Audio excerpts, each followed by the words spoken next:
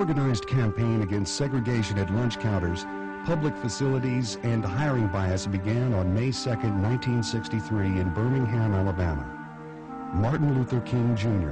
and other desegregation leaders came to the city to request permits to stage peaceful protest marches and were refused. Birmingham was in turmoil. Your willingness to go to jail will make jobs possible for everybody else who will finish school. Negroes going to school, we finish school and can't get any jobs down here anyway. They throw us in the worst positions, and whether we have high school training or not, or beyond that, we are still the last tied in the first five. So what we've got to see is that the things that are being done in such a creative manner by you will make Birmingham a better city for everybody. Visiting Birmingham 50 years after the Freedom Walk was a privilege. As I journeyed through the streets, I could feel the presence of those who had gone before me. I learned about the 4 little girls who were killed by a bomb at the 16th Street Baptist Church, appropriately referred to as martyred heroines of a holy crusade for freedom and human dignity. It was surprising for me to learn that the presence of Dr. King did not rally Birmingham behind the movement as leaders had hoped. The media began to lose interest, and the white community basically ignored the dwindling number of protesters. Fewer people volunteered to go to jail, and money for bail was running out. So they turned to high school in search of new young volunteers. They targeted popular high school students such as cheerleaders, football players, and prom queens who could influence their peers to join the protest. On May 2, 1963, hundreds of children answered the movement's call on D-Day, leaving school and meeting at 16th Street Baptist Church. They pour out of the church's double-oak doors in groups of 10 and 50 and into the streets singing, "We Shall Overcome," while carrying signs. This group of students on their way to City Hall is stopped by police on 6th Avenue near 17th Street. But at least 10 groups of children manage to get to City Hall, where they pray, peacefully surrender, and are arrested.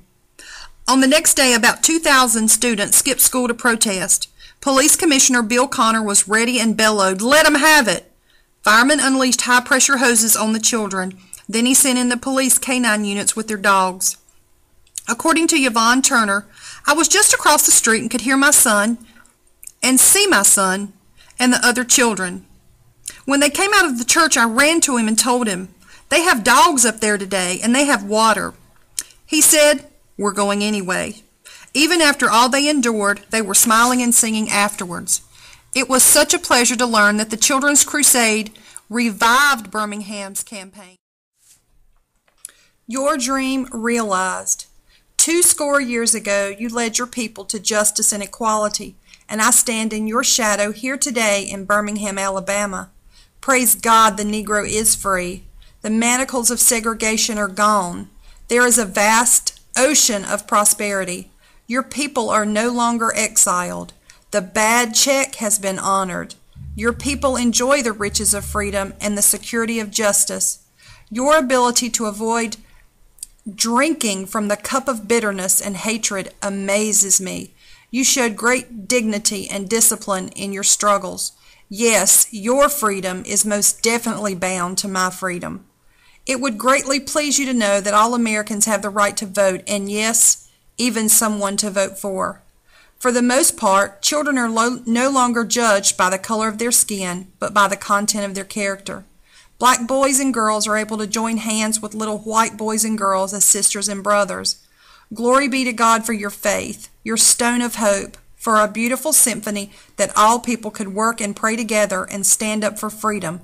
Let freedom ring. Your people are free at last.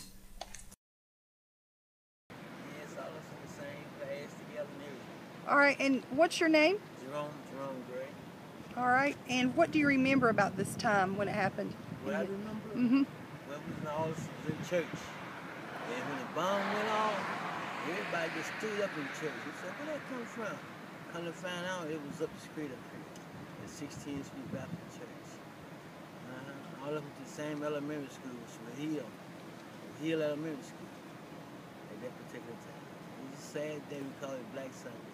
Black Sunday. And that's what I remember. Thank you. You're welcome. You and I are oh so alike. We both love baby dolls. You received a Chatty Cathy doll for Christmas. I received a Chrissy doll whose hair could be shortened or lengthened with the turn of a knob on her back. That's the same year I received a play iron and a play ironing board. Did you receive those too, I wonder? We're both Daddy's girls. There's nothing like an all-encapsulating feeling of being in Daddy's arms as he scoops me up when he comes home from work. Your Daddy is strong, so I bet you know how that feels too. We both go to church on Sundays. I saw a lovely picture of you and your mother dressed so pretty. I like your pretty poodle skirt. I remember when I was about 12 when my mom bought me a new long dress and shawl. I was so proud to wear my new outfit to church. I'll bet you were proud to wear your pretty skirt. We both wear black patent leather shoes and carry matching black patent leather purses. Aren't we fashionable little girls? We both have tiny Bibles we carry in our purses.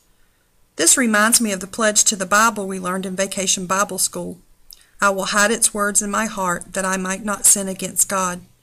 I'll bet you went to Vacation Bible School too.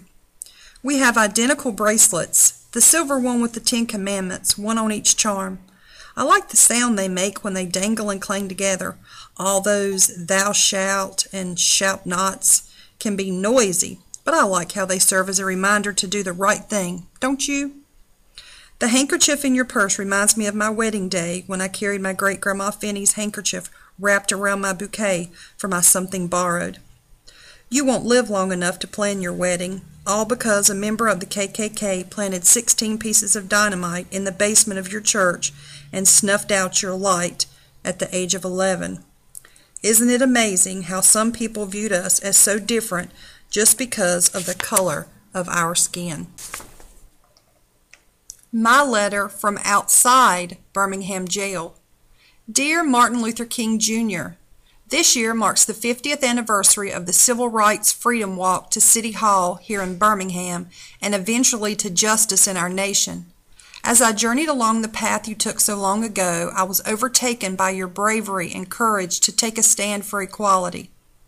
Your journey moves me, shakes me, and inspires me. The actions of the officials and the KKK disgust and embarrass me. As I visited the Civil Rights Museum, it impacted me in so many ways. Jim Crow's so-called separate but equal was a joke. I saw the inequality in living conditions, schools, and public facilities. For the life of me, I don't understand why this was viewed as acceptable in the sight of those making and enforcing the laws. In your letter, you beg for forgiveness. Today, I am the one begging for your forgiveness for the way you and your brothers and sisters were treated. I'm sorry for the bomb that killed 4 innocent young girls. I'm sorry for the water cannons and vicious dogs that threatened the well-being of your fellow protesters. I'm sorry for the inhumane treatment you received in jail. I'm sorry the elderly ladies were kicked and slapped. I'm sorry you were refused food because you wanted to sing your grace together. 50 years later, there is equality in America, but there still remains an enormous disparity between the haves and the have-nots. You hoped that one day the South would recognize its heroes. I certainly recognize your struggles and efforts. You are my Christian brother, and I view you as a hero. Rest assured that I will do my part as a teacher to educate all students, regardless of race or socioeconomic background. I will inspire them to reach their full potential in reaching their American dream, a dream you helped make accessible for all children. Sincerely, your Christian sister, Wendy Fontenot. Take my hand and join me in the struggle and the worthy fight to make sure all Americans have equal rights. That is a little tree planted on a little hill, and on that tree hangs the most influential character that ever came in this world. Never feel that that tree is a meaningless drama that took place on the stages of history. Oh no, it is a telescope through which we look out into the long vista of eternity. See the love of God breaking forth into time. It is an eternal reminder to a power-drunk generation that love is on the way. It is an eternal reminder to a generation depending on nuclear and atomic energy, a generation depending on physical violence, that love is the only creative, redemptive, transforming power in the universe. So this morning, as I look into your eyes and into the eyes of all my brothers in Alabama and all over America and over the world, I say to you, I love you. I would rather die than hate you. And I'm foolish enough to believe that through the power of this love somewhere, many of the most recalcitrant will be transformed. And then we will be in God's kingdom. We will be able to matriculate into the university of eternal life because we had the power to love our enemies, to bless those persons, to curse us, to even decide to be good to those persons who hated us. We even prayed for those persons who despitefully used us. Oh God, help us in our lives and in all of our attitudes to work out this controlling force of love, this controlling power that can solve every problem that we confront in all areas. Let us join together in a great fellowship of love and bow down at the feet of Jesus. Give us this strong determination. In the name and spirit of this Christ we pray.